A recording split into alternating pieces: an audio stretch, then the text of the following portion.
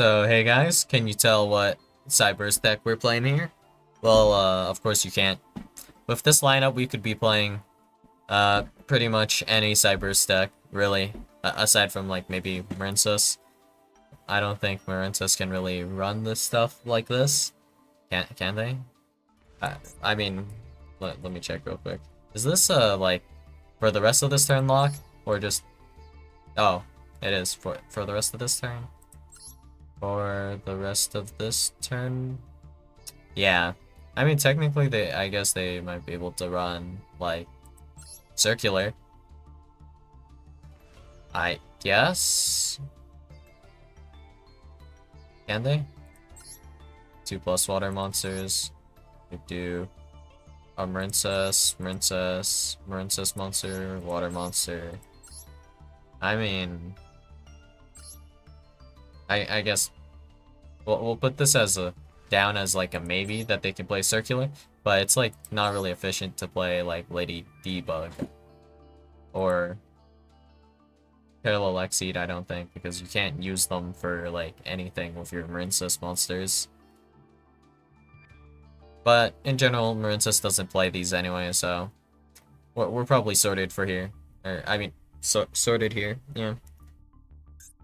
So this could be Ignister, this could be Code Talkers, this could be Salamangreat, this could be Math Mech, this could be like a billion different decks. I just have to put in a few more cards and then maybe you'll start being able to tell the difference.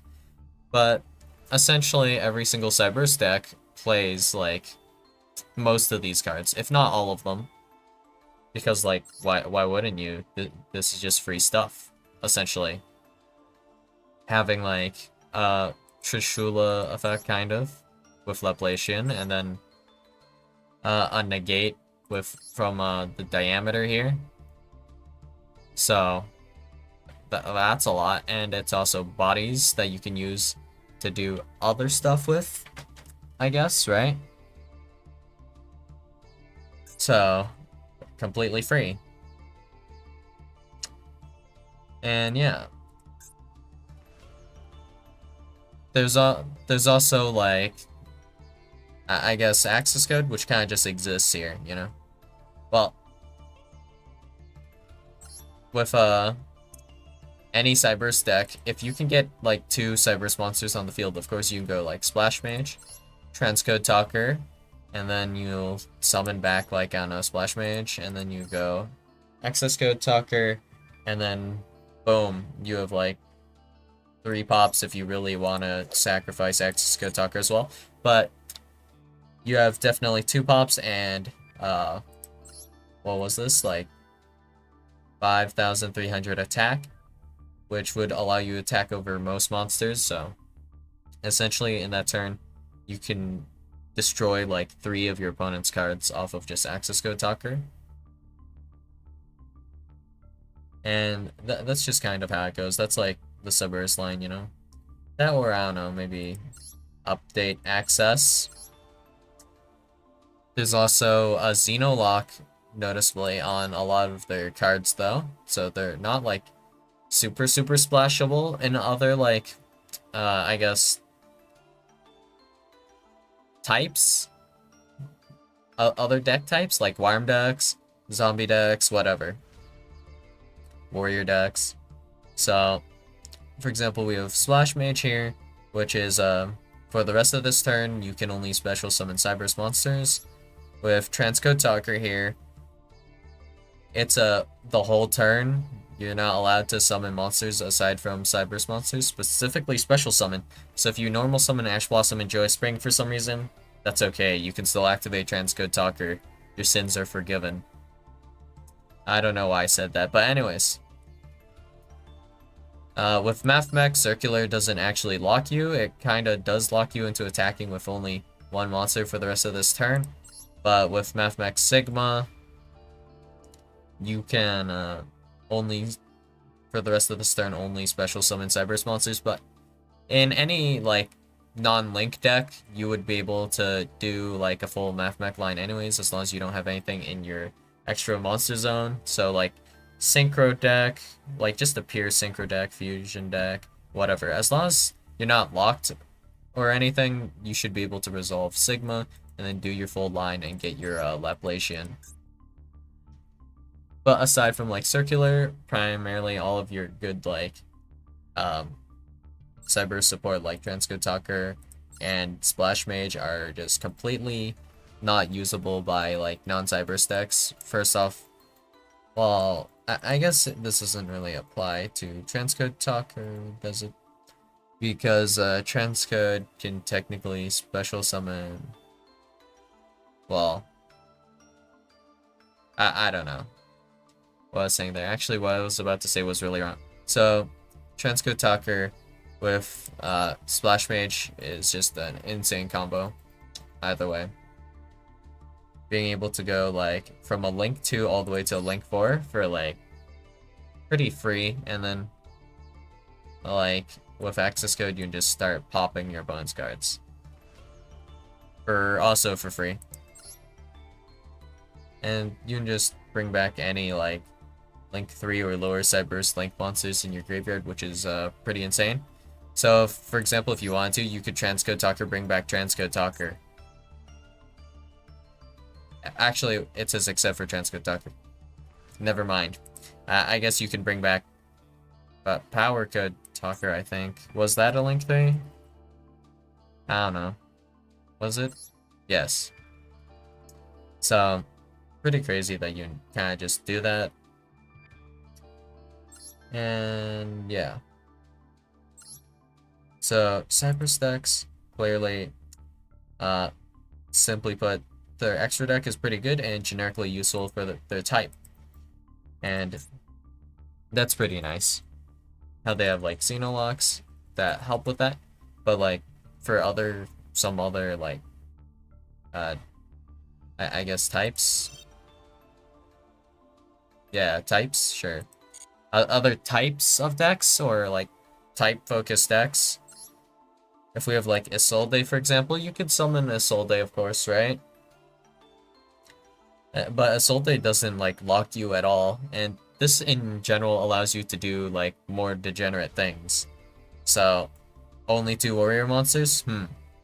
But what if I don't use this in a warrior deck and I use it for something completely unintended?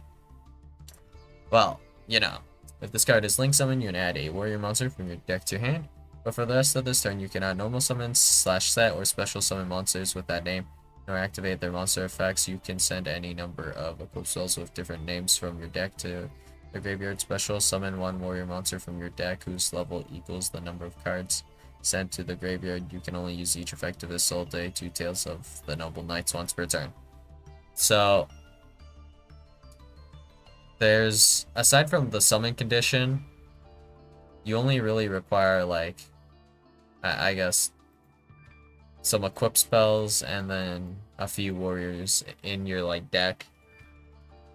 Just for example though, if we go ahead and summon Rusty Bardiche, we can go ahead and set Shade Brigandine in our spell and trap zone, and then we can send Ancient Cloak, I believe, and then Ancient Cloak adds Silent Boot, special summon Silent Boot, special summon Shade Brigandine, and then we can just make Isolde. And then we can abuse Isolde for all it's worth, essentially. And this does allow you to link climb to a Link 3 as well if you actually wanted to. Or make another Link 2. I don't know, like you could make like a Sprite Elf or like a Sprite Sprint afterwards, and that'd be great. And you're just adding like whatever equip spell. So right now though, it's not as bad because they got rid of like the 2 of the most abused like equip spells and like some other targets. So like Cyberstein is gone, so you don't have telekinetic charging cell with Cyberstein and Reproducus anymore. That is no longer a thing you can do. And then there is Smoke Grenade. You can just add Smoke Grenade off of this and then start doing some degenerate things. And that is also no longer an option. So, for example, though, like with Firearms, there's a bunch of Xeno locks on this as well. So with Worms, it's not specifically on the Sword Soul cards. The Sword Soul cards only lock you into synchro summoning from the extra deck while the token is on the field. Doesn't even lock you out of like any type of summoning. So if you want to fusion pendulum summon or whatever, like before you do your Sword Soul plays, yeah, I mean, I guess you technically can. Yay, I guess. So notably with like Shaman of the Tenyi, this actually locks you into only Tenyi monster effects in regards to your monster special summon from the extra deck. But this is weird actually. For the rest of this turn, you can activate the effects of monster special summon from the extra deck. Meaning if you summon them from the extra deck and then put them into the graveyard and summon them back, you can still use their effects, which is weird and awkward, but you can Ashuna effect, I guess, aside, but you get locked for the rest of this turn and are unable to summon any type of monster aside from Worm, I guess. So those lock you, but I mean, the payoff for Ashuna just doesn't really exist. It's not really there. Nothing you can really do off of like just single like Ashuna and the rest of the Tenyi package, I guess.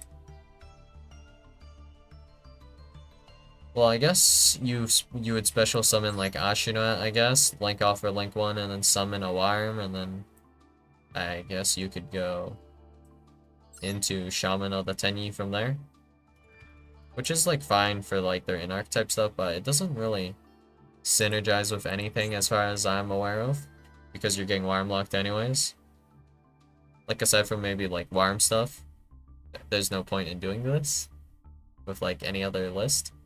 Like, for example, Fiends. Is there Fiend list that would benefit from this?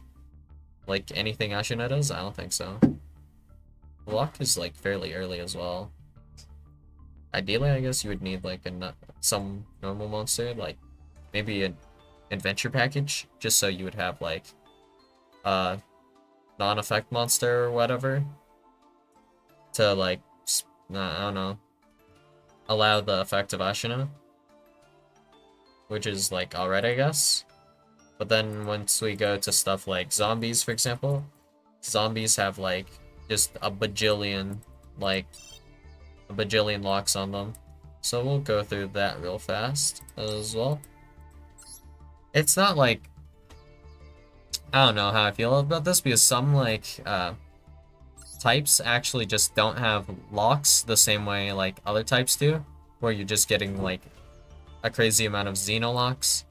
So some more than others. I think zombies is like one of the types that has like more Xeno locks actually. So Shunoi Spectral Sword allows you to target a non-tuner zombie monster in your graveyard, banish both it and this card. And this isn't Xeno lock, this one, but you're only allowed to special summon a zombie synchro monster from your extra deck with Shunoi Spectral Sword. And that's like whatever, I guess. But then we start moving into like other cards, like for example, noticeably like the Vendreads have like zombie lock, I believe. So there is a Vendread lock on Scar of the Vendread, and then on Vendread Anima, I believe it's called, there is a zombie lock on that. And then on Unizombie, there's a small zombie lock that prevents you from attacking with non-zombie monsters for the rest of this turn. And then for Glow Up Bloom here, this locks you completely into zombie monsters, not just extra deck, just straight up you can now only special summon zombie monsters. And then Vampire Fascinator allows you to special summon any monster in your opponent's graveyard. This is Link 3 that requires a zombie monster. And for the rest of this turn, you were locked into zombie monsters here as well. And that's also a little bit rough because, like, after you summon Vampire Fascinator, what are you going to do? Like, you don't have like that many good zombie extra deck monsters to go into, so that's rough, I guess. Like, are we supposed to go into Lancelot here or something? If I mill like my opponent's, I don't know, like I mill their level 8 monster, like one of the Labyrinth cards, I just make like Lancelot or something? Like what? Okay, I guess. And let's see, yeah. The Eldlik cards also lock you into zombies, like, not Eldlik though, which is like alright, I guess. Kind of awkward, honestly. But anyways, this is a good old zombie lock here. Zombino lock. And this one as well locks you into zombies. This one as well. So all of the elixirs that can summon like any zombie monster, but like not that super well though. Like it's not that great. Like honestly, the effect here to summon zombies, not yeah, it's honestly not that great. Yeah. So sure, you can summon a zombie from the deck, but this is a normal trap, bro. This is a quick play spell, and it only summons from hand or graveyard, which is like not that great, honestly. And then we have like Elixir Black Awakening. This summons a zombie from hand or deck. But all of these also require you to control an Eldlik already anyway, so they just slapped on like 3 conditions onto this. But anyways, these cards are like relatively slow anyways. So, like, what are you supposed to do with these anyways? All you can do is like do like in general Eldlik stuff, unless you like do this Eldlik stuff like I guess around the end of your turn, like with Mathmech like circular, although there's like no super good way to go about this. If we do like Cursed Eldland, for example, to add like, I don't know, Eldlik the Golden Lord, we can't even get Eldlik into the graveyard off of just that. We have to like set another card, preferably like a spell trap, I guess, to activate Eldlik effect, so we can send Cursed Eldland with like the other card we just set. So I guess so far that costs like 2 cards in hand, and then we can special summon back Eldlik if we go ahead and set another card. So that's like 3 hand cards, two needing to be like spells or traps for you to summon back Eldlik or to summon a zombie monster from your hand. And it still has this crazy like condition. I don't know. Sometimes it's just like Konami is like, how would I put it? They're kinder to like some cards than others. Like for example, Eldlik, they weren't very kind with like the special summoning conditions for this one, right? And summoning Eldlik, not nearly as easy. But I guess with like Cursed Eldland, you're playing more Eldlik cards, which are kind of like not going to synergize that well with like most cards anyways on the first turn. I guess you could maybe send like Golden Land spell trap from your deck to the graveyard and then I guess activate it. Like, I don't know. Is this during the end phase? Any of these not during the end phase? Never mind.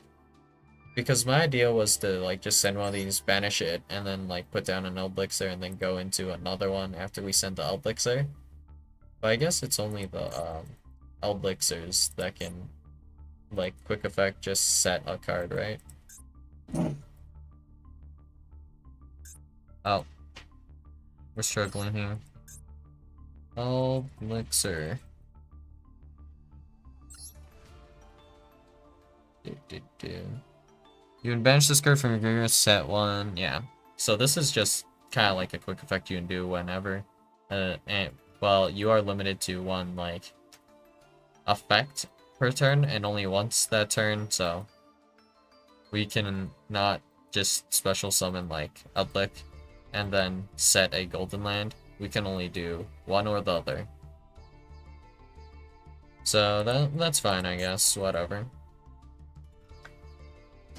You super zombie locked, which doesn't matter because there are no good zombie targets that really summon on like your opponent's turn, which is probably when you'll do most of your summoning. You can go for like some zombie world play with like Doom King Belladrock, but that's about it. That's as far as you go. And then let's see. Yeah, that's about it for Eldic, right? But then, for example, when we go to TEARLAMENTs, for example, like Aqua monsters already, for example, have like no Xeno locks that I'm aware of. If we just look at all of the like Aqua monsters, let's filter out to effect real quick actually, and then go Aqua. And then let's type for the rest of this turn. And then we see we have Ice Knight here. You cannot normally special summon monsters for the rest of this turn except for water monsters. So this gives you an extra normal summon. And then locks you into water. Okay. Reactor Slime. Now you are locked into Divine Beast monsters. Okay. And then this one... You cannot special summon monsters except for water with Yorishiro of the Aqua. Special summon that monster in defense position. Okay. Must first be special summoned from your hand by banishing a water monster from your graveyard once per turn during your opponent's standby phase. You can target. Okay, this doesn't lock you.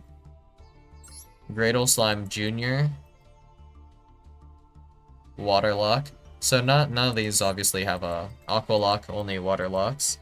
But I mean, like, not many here lock you, I would say. Mostly because no one is going to play, like, any of these cards. These cards are complete, like, utter trash. Probably. I don't know, maybe there's, like, some jank you can do with one of those that I'm not aware of. But, like, just looking at them, yeah, pretty weak. Like, for example, Swap Frog. This doesn't lock you at all. None of the frogs or toads do lock you at all. None of the TEARLAMENTs lock you. Like, in general, most Aqua monsters just don't lock you at all. In any way, shape, or form. But, like, we can check, like, Cyberse, Worms. There are some that lock you, and some of those cards are just really good. So... not sure how to feel about this, but yeah. For example, TEARLAMENTs, there's just no part of TEARLAMENTs that locks you into anything. You're not locked into fusions, you're not locked into water, dark, aqua, nothing. Absolutely nothing. And you don't pay like any real costs or anything like that either. How is someone supposed to feel about TEARLAMENTs?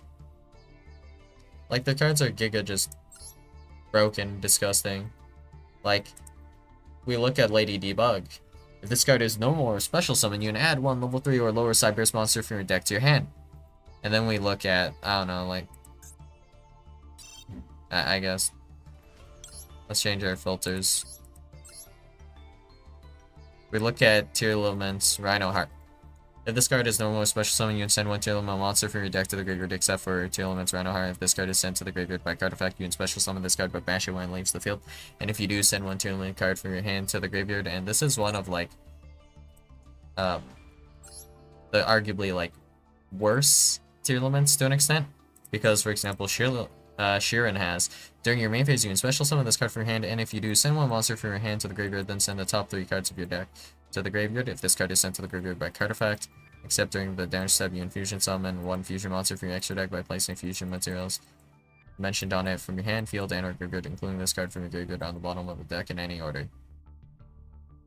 And you can only use each effective TEARLAMENT Sheeran once per turn, so you can use them all on the same turn. So there are monsters where their whole effect is basically just, like, special summon me, and that's all I do, right?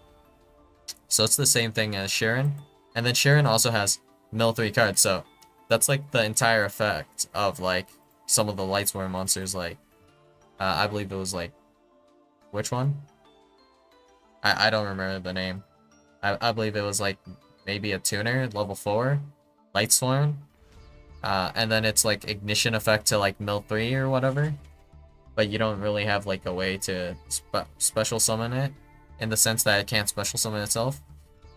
You're probably going to either normal summon it, or like some other monster is going to special summon it, which requires like a good amount more setup. You need to somehow get that monster onto the field, and then I guess like not only do you have to get that monster onto the field, you'll probably need to get like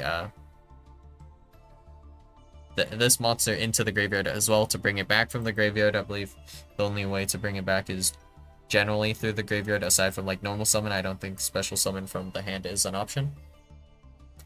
And then, of course, just fusion summon a monster from the extra deck, and this counts as one of the materials as well. And it recycles itself. Bruh. Crazy. And there's also no lock. And you can use every single effect on the same turn. And then, meanwhile, all I'm saying is, bruh, I can only activate one effect here. You see all this card text, but then it's just this right here. That one effect, that's all I'd be able to do. Man, that's crazy. But yeah. Every single like cyber stack kind of like gets homogenized a bit like this though. And a lot of these cards are so damn good that you can't really give them up, honestly. Like, you'd be trolling if you weren't playing some of these, right? I guess like maybe you don't need IP Masquerade, but like Splash Mage, Transcode Talker, like Access Code. I guess maybe you don't need Update Jammer, but like also Permeth Mech, Laplacian, and Alambertian. You'd have to be a fool to give up these, right? So this is a Link 2 that allows you to just summon a guy. And then, of course, there's also a Link 3 that allows you to just summon a guy. And would you look at that? That allows you to make Access Code, which can just destroy your opponent's whole board, all their hopes and dreams, for the low cost of like 2 monsters. Why wouldn't you have this in your deck, right? There's like no reason not to. In fact, I don't think you have that much else to run anyways. Do you? Yeah, probably not. Because you're limited to being able to play Cybers a lot of the time, because you're getting Cybers locked one way or the other. For example, like Ignister actually has some Cybers locks just in these cards inherently. Like here, this has a Cybers lock too on AI Meet You here. So you cannot activate monster effects for the rest of this turn after this card resolves, except for Cybers monsters. And then there was also the Monster Reborn one, I believe. Bring back a guy, right? They have one of those, right? Yeah, there we go. AI Idol Reborn. So, does this not... here. Special summon it. Also, you cannot special summon monsters for the rest of this turn after this card resolves, except for Cybers monsters. So, another Cybers lock here. So, in general, we have just 2 Cybers locks here. But then, like, for an archetype like Pendulum... Well, not archetype, I guess like deck type, I guess in this case. We have like Pendulum, which is just... okay, there's no hard once per turn on this card. And also, this is pretty generic to make. The only non-generic part about this is the fact that it says Draco Slayer on the special summon effect. But even then, you don't even necessarily have to use that effect. So we just have a billion like generic Pendulum decks, so regardless of if we're getting like Xeno locked here or if we're getting like not Xeno locked, there's like, I don't know if you would call this like an issue, but this is definitely happening, I guess, in Yu-Gi-Oh, where like a lot of your decks are getting like homogenized because there's like a lot of generics that are just being played in like every deck. So For Cybers, we have like the Cybers generics. For Pendulum, we have like our Pendulum generics. So for example, we have like Electromite. Why would you not run Electromite, right? Beyond the Pendulum. Why would you not run a copy of Beyond the Pendulum? This is so generic, and it just searches any Pendulum monster from your deck to your hand. That's crazy. Why wouldn't you play this, right? And then, you know, since you're playing Pendulum, some of your cards count as, like, spells, I guess? So why wouldn't you play, like, which one was it? Like, Selene? Selene, Queen of the Master Magicians. Why wouldn't you play this? This just allows you to, like, even if you're not playing any spellcasters aside from Beyond the Pendulum, you can just use this to, like, go into Appaloosa or Access Code sometimes. Why wouldn't you play this, you know? And then we have, like, Astrograph. Free material, why would you not play this? And then we have, like, Starving Venom.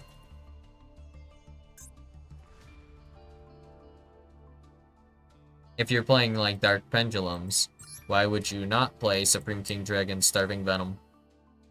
It just requires 2 Pendulum monsters, and you can just, like, contact into it. So like, why would you not play this? Like, you know, it's just got an insane effect. Just copy a monster effect, and then you can just use it. Like, normally, I guess you copy Electromite, and then you use Astrograph for more material and stuff, but, you know. Is there a reason I shouldn't play this? Like, it's so good. Like, why wouldn't I? But at the same time, a lot of your, like, Pendulum archetype cards are just not that great in comparison. Like, for example, if we go into... Alright. Let's do Soflacord, for example. Okay. I can't spell. How do you spell this archetype, even? Sofla card? Sofla cord? Anything? Soul cord. Ah. So, let me look for a boss monster here. Grand Sulflicord Musicia. I don't think this is a boss monster, right? During your main phase, you can add a Pendulum monster from your hand to the extra deck face up, and 1 face up Pendulum monster from your extra deck to the hand, as long as one of them has an even Pendulum scale and the other has an odd Pendulum scale. When you Pendulum summon a Sulflicord monsters, you can target one of them, add a Sulflicord Pendulum monster from your deck to your hand, whose level equals the Pendulum scale of that monster. You can only activate each effect card once per turn. Okay. Target one of them, add, whose level equals the Pendulum scale of that monster. This sure does a lot of things, but this is just, like, one of those advantage cards where you just make it because you don't have enough, like, material to make your plays, I guess. So, I believe, like, none of these do anything, right? Add a Sulflicord normal spell trap. Add a Sulflicord Pendulum monster. So I'm checking their monster effects, just making sure. Add a Sulflicord monster. Oh. The Sulflicord Beautia. Finally, a card that interacts with your opponent. Quick effect, you can target an effect monster your opponent controls, or if you have an even Pendulum scale in your Pendulum zone. Wait, what? You can target 1 face-up spell trap your opponent controls this turn, banish it when it leaves the field. Oh wait, that sucks. You can only use this effect of T Sulflicord Beautia once per turn. So this makes it so, like, your opponent's card gets banished when it leaves the field. But only for this turn. What? I literally have no idea how or when this card is useful, but okay, I guess. Like sometimes this matters, like if your opponent needs to, like, loop a card or something. Like, I guess like if you did that on diameter, your opponent wouldn't maybe wouldn't have enough material for Laplacian, I guess. And then without the diameter in graveyard, they can't get the negate, I guess. That's assuming a lot, assuming they don't just hit you with like update access. Does this even stop update access? No, not really. So, of course you can update access with like 2 monsters, like I go Splash Mage, whatever, summon a guy, and then you can target Splash Mage, so I can't summon back Splash Mage. And then I go Transcode, and then I can just bring back like the guys I used to make Splash Mage anyways, and then just go into access code, and then I just have one less pop because I don't have Splash Mage. This doesn't even stop this. Unless I do something like kinda dumb, like I go, if this card is sent to the graveyard as link material. Like, I guess you can stop that effect. So I can't, like, for example, go, update access, but I mean, I'll still, like, on transcode, be able to bring back a guy. Like, I use monsters to make update jammer, so I have no idea what beauty stops, and it reads like as if this would be, like, a good effect. Like, oh, but if you have an even pendulum scale in your pendulum zone, you can target one face-up spell trap your opponent controls this turn. Banish it when it leaves the field. Alright, I'll target skill drain, and it'll just be, yeah, it'll be banished when it leaves the field. Yeah, my opponent's definitely going to make that skill drain leave the field, I'm sure of it. Not that this changes anything, because they can't recycle skill drain anyways, but, you know. What the hell? Okay. So I was kind of losing it a bit. So we have Docile Flicord Coolia here. Alright, what does this do? Sure, I think this is like their boss monster, probably. You can special summon this card for hand by tributing to pendulum monsters. You can only use each of the following effects of Docile Flicord Coolia once per turn. Wait, are you saying this effect here is not once per turn? That's weird, but okay. You can target one face-up card your opponent controls, or up to 2 cards if you have an odd pendulum scale in your pendulum zone. Negate its effects until the end of your opponent's turn. When does this happen? This is just an ignition effect, isn't it? Ah. Negates its effects until the end of your opponent's turn. When an effect of a monster on the field is activated with an equal or lower attack than the highest pendulum scale in your pendulum zone times 300, you can destroy that monster. Oh, here. Finally. Interaction. So, whenever the effect of a monster on the field is activated... Is this mandatory? Wait a second.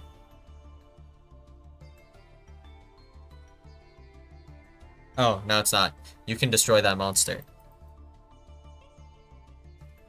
We found it. The one piece of interaction I could find in Sulficord. When an effect of a monster on the field is activated with an equal or lower attack than the highest pendulum scale in your pendulum zone times 3. You can destroy that monster. Wait, what? The attack of your pendulum scale? It's based on your attack points in your highest, I guess. Times 300. Wait, what? What the hell is this wording?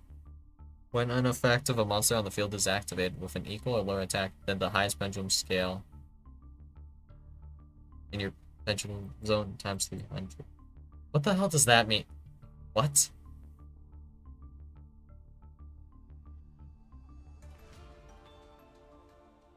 Times 300? This is the really confusing part.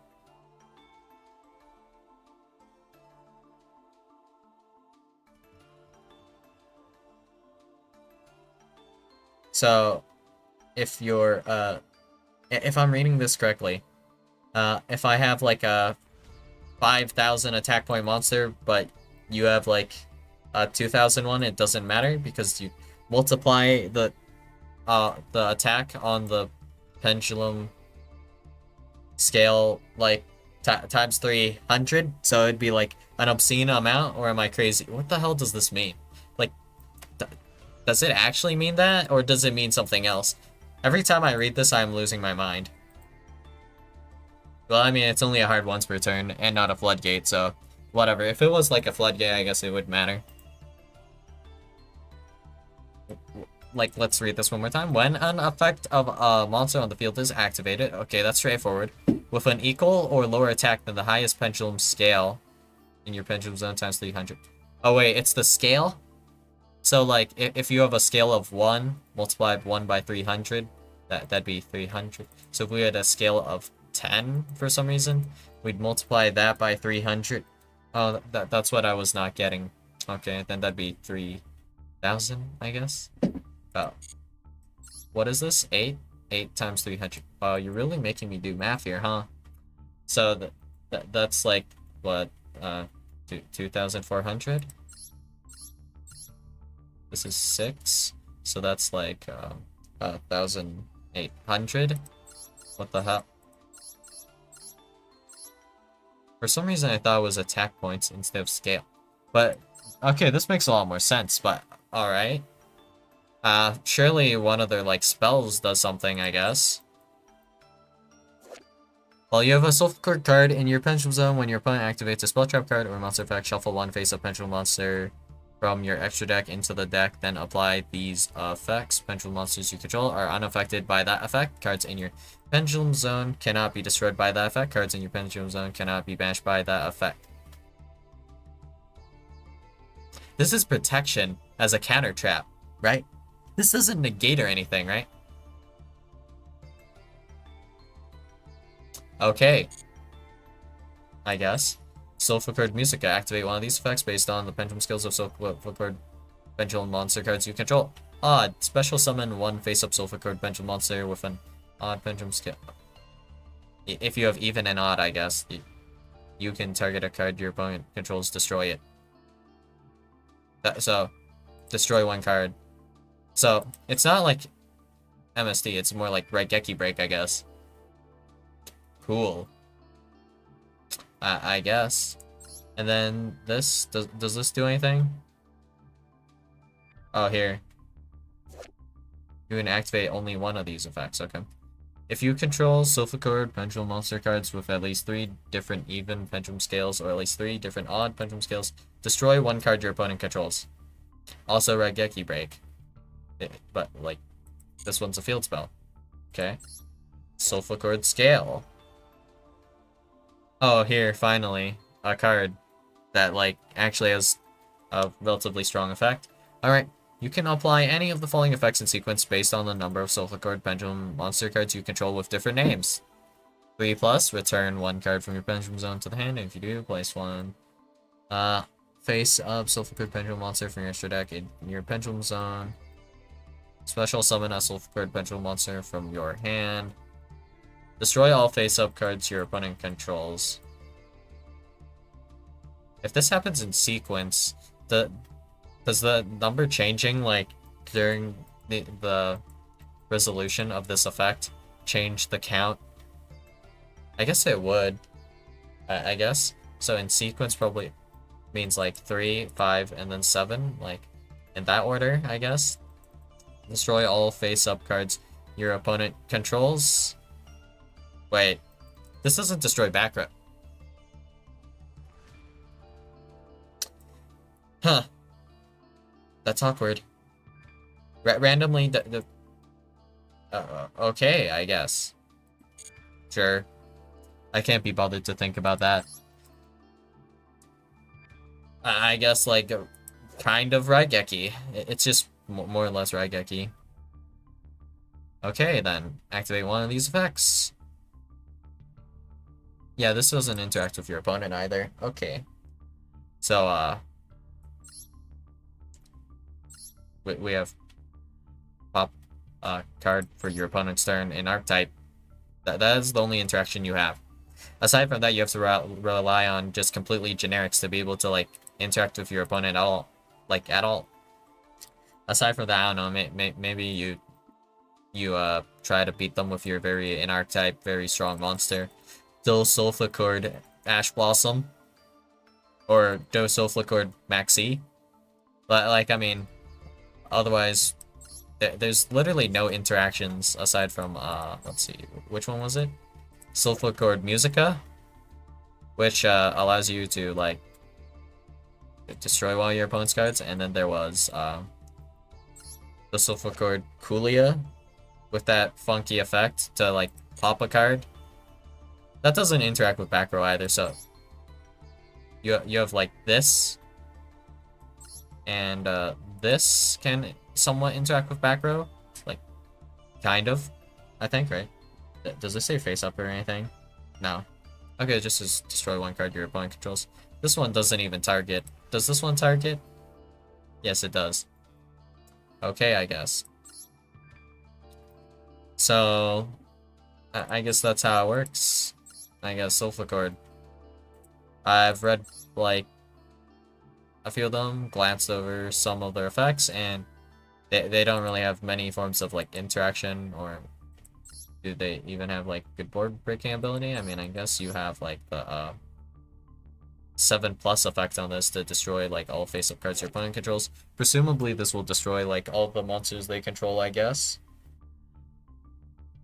Which, I guess, if you do... Do you even have, like, lethal at all? I mean, maybe, because, like, if you pendulum summon, like, you should have a lot of bodies, I guess, right? Like, that makes sense.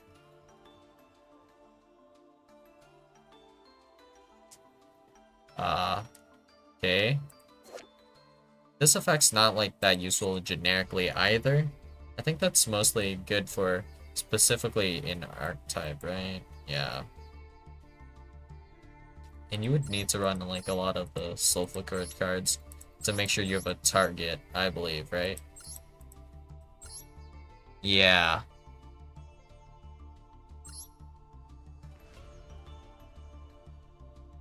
So, you kind of need to play the generics clearly, like Baron de Fleur, Cheng Ying, whatever. And you'll just have to find a way to, like, make them, or maybe you do some, like, XYZ plays. I have no idea how you're supposed to play Soulful Chord. When was the last time Soulful Chord got support? I don't really want to think about it. But there are a bunch of, like, pendulum archetypes kind of like this. They're pretty, like, mediocre, whatever. And they just don't do a whole lot. Like, in archetype, what are you supposed to end on exactly going first? We have Coolia with Musica. Does this have a hard once per turn? Yes, it does. You can't even have, like, 3 Musica in the back row. Yep. That's all we got here. Not cooking much. So, these are all fairies. Does that help with anything? Maybe. I guess you could play, like, Herald of the Orange Light. Not that it really helps you, because you're discarding a card, and you can't really recover them, I don't think, from the graveyard. So, I think that probably sucks, actually. Yeah, it probably sucks. And, of course, like, all pendulum decks, because of, like, the pendulum mechanics and just in general how Pend works and how much, like, engine you have to run, like, you're running, like, 90% engine, like, 90 to 95% engine. Otherwise, you're, like, heavily risking the chance of bricking. Or you can't even play turn 1. So, I guess that sucks. Like, just to do what Soulful Chord's supposed to do, I wonder how much, like, engine you actually have to run for Soulful Chord. It's probably, like, a crazy high amount, right? Like, if we go to, like, Ignite as well, like, aside from, like, the degen stuff they could do with, like, Isolde, yeah, what are we doing with Ignites here? What do we end on? Ignite Burst. This is it. All of these are actually normal monsters, and then this is Ignition Effect, and then this is also an Ignition Effect. And then aside from that, we have, like, Ignite Burst, so we can destroy up to 3 other Ignite cards you control. So any Ignite cards, interestingly enough. And then we can return an equal number of cards your opponent controls to the hand. If this card is sent to the graveyard, you can add a face-up Ignite Pendulum monster from your extra deck to your hand. And this is a soft once per turn. Honestly, I'm not sure what you're doing with this card. You can pop like Ignition Phoenix with this. These Ignite cards are like quick effects, so you can activate like Ignites Unite and Ignite Reload, I guess. And then like activate Ignite Burst, popping like Reload and Unite for effect. And it says aside from itself, right? 3 other Ignite cards. So you can pop like a different Ignite Burst, I guess, for like Ignite Burst. So that's cool, I guess. But like aside from that, every single monster here is actually just a normal monster. Like they're all normal monsters, all of them. So not a whole lot to do with your Ignites, as you can see. You can't even special summon your Ignites normally. You would have to like pendulum summon them. And like with how like the game works right now, if we go ahead and normal summon like Ignite, it wouldn't really allow us to do anything. Ideally, like if we pop our Ignites for whatever reason, which I believe you do in this deck, we would want like more cards on the field so we can do a link summon, so we can pen summon from the extra deck, which we just can't really do here, which is just giga awkward, you know, like, alright. Aside from these guys also being, like, we can just ignore the fact that we have these, like, non-pendulum monsters in the deck for some reason, and also that they have ignition effects, so you can't really do anything to your opponent. I guess that's cool, I guess. The scales are too low to actually pen these out, too, so you actually have to summon them with their effect. With the effect, I guess. Like, their actual effect in hand. Which is, like, alright, I guess. Cool. So, if we didn't play any generics, am I supposed to just end on Ignite Burst? Can you even search Ignite Burst? Better check real quick. Anything. Add 1 Ignite card. So Ignition Phoenix allows you to add Ignite Burst. Okay. What does this do exactly? Ignite Monster. Does this say Ignite as well? Okay, Ignite Monster, you can summon it as a tuner. Lit. Not that you have any in-archetype tuners, or in-archetype, like, anything, like, extra deck to make. So, that's cool, I guess. Not really. And then, add a Fire Warrior type monster from your deck. Or graveyard to your hand. I'm pretty sure that's what all of them do, right? Literally, they all have the same pent effect, yeah? And it's also soft once per turn.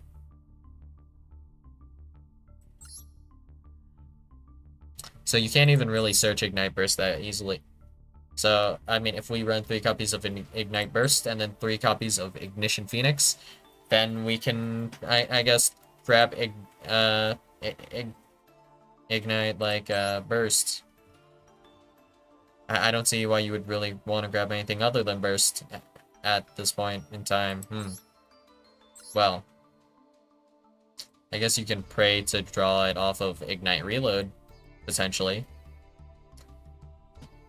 Well, aside from that, I guess you don't have much else. And this only says reveal any potential monsters from your hand, right? So it's not like Ignite cards either. Oh, you're also locked out of drawing cards. Just randomly. I mean, cool. You can still add cards at least, but you're telling me I can't shuffle back Ignite Lancer? Well, that's a bit of pain. That hurts a bit. Well, okay, I guess. I don't know what you're really supposed to do about this, but, you know. Pain. And you need, like, a ridiculous amount of engine to make this list work, I'm pretty sure, as well. But, like, on the bright side, you can at least Isolde to add one of your, like, Ignite monsters and scale them, because pendulum effects are not negated, and you're allowed to still use a monster you add off of Isolde's effect as a scale. So, you have that going. Although I don't know how you're making Isolde to do that play, like, in pure ignites. Or like, penned with ignites in general, because you would want to do this before doing a pen summon. If you pen summon and then do that, it's kind of pointless, honestly. So this add effect, you cannot normal, set, or special summon monsters with that name, nor activate their monster effects, but you can still activate their pendulum effects. You can still activate them as a pendulum scale. Great. Well, anyways, that's mostly what I want to talk about today, and yeah, I don't know. Even with like Xeno locks, you're like a lot of those decks are like kind of pigeonholed and forced to play those like cards, and you almost have no choice. Otherwise, your deck feels pretty unplayable sometimes without some of these cards. Like Ignite, for example. If you played that with only Ignite cards and no generics, that's just asking to suffer realistically. Like yeah.